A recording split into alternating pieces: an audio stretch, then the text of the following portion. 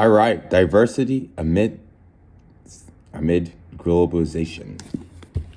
World, regions, environment, development. All right, so we have the brief contents, just, the basic overall, since it's a textbook. We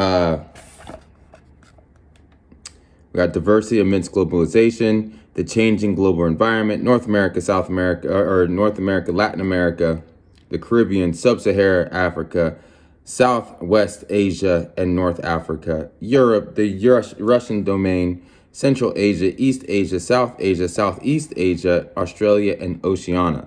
Well, so basically 14 chapters, so give or take 2 chapters per continent without Antarctica. Wait, there's 7 continents, right?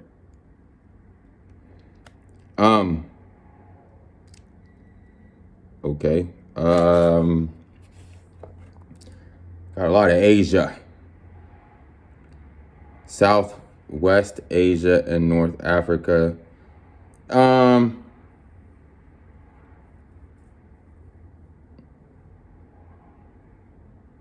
They got Central, East, South, Southeast, Southwest Asia. You basically broke it all the way up. Okay, that's kind of difficult. I wonder which one's in each. Let's go to Central Asia, because this is the Belt. Okay, so we know the Belt and Road Initiative. When was this written? This is 2012. I don't know if the Belt and Road Initiative was initiated at the time. So this could be correct or it could be completely off because of the Belt and Road Initiative. Central Asia, 444. Wait a minute, 440.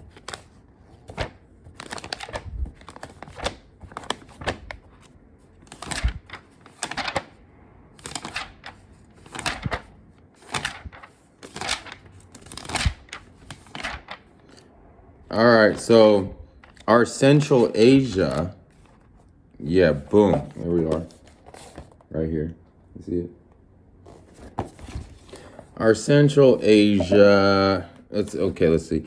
Although it was once a power center as well as one of the main conduits of global trade, the landlocked region of Central Asia has been relatively isolated for most of the past 200 years, geopolitically dominated by countries in other world regions. Since the downfall of the Soviet Union in 1991, however, it has emerged as a key player in the global oil and natural gas trade and a focus of international geopolitical rivalry. We are discussing, yeah, it's easier just to show you.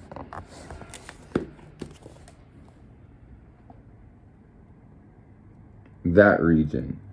So basically spanning from Georgia, Armenia, Azerbaijan, so Baku, that's very important because that's where a lot of the oil is pumping out of the Baku oil fields, all the way to Mongolia.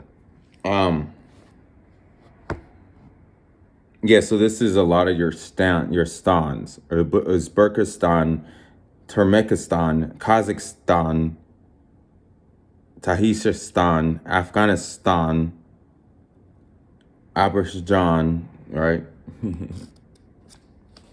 Okay, let's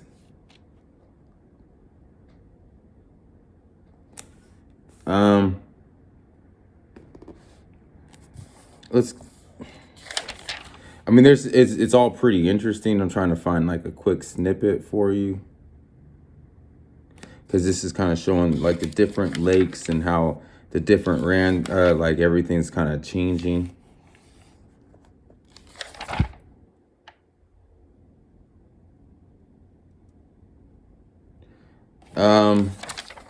Yeah, environments and politics.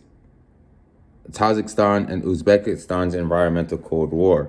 In August 2008, the New York Times described Tajikistan and Uzbekistan as being in a Cold War. More recently, the conflicts have warmed up. In early 2010, Uzbekistan imposed a partial blockade on Tajikistan. Uzbek authorities held freight cars at the border, stifling Dagestan's economy. Uzbekistan's government claimed that technical and logistical difficulties merely slowed traffic over the border. Dagestan or Tahikak or talk a lot of the Takid authorities, however, grew more concerned that they were threatened to take Uzbekistan to international courts as they began talking about building alternative transportation routes. As anger against Uzbekistan mounted in Tajikistan, anger in Takistan mounted in Uzbekistan. Okay, let's get more to it instead of just saying they're mad at each other. Okay, the root of the problem was water. Okay, the former Soviet Central Asia is dry region that depends on the snow-fed rivers flowing out of the Pamir and the Tian Shan Mountains. This is interesting. I had no idea about that. I'm learning a little bit. I guess it does look really dry out there. Tajikistan contains its major headwaters, thus potentially controlling the water supply. Downstream, Uzbekistan is water short yet dependent on irrigated agriculture. It is thus hardly surprising that its government fears potential upstream water development diversions. Energy poor Tajikistan wants to build dams. This is a huge issue. In 2009, partially cut off natural gas supplies to debt-strapped Pakistan, almost shutting down its aluminum smelters, one of the country's few profitable industries. Dam building would not just protect that industry, but would allow it to expand. Wow. So, no, this is a huge war. I mean, this is 10 years ago. I'm not really quite sure what's going on at the moment, but it makes me curious to kind of know what is going on, if that makes sense.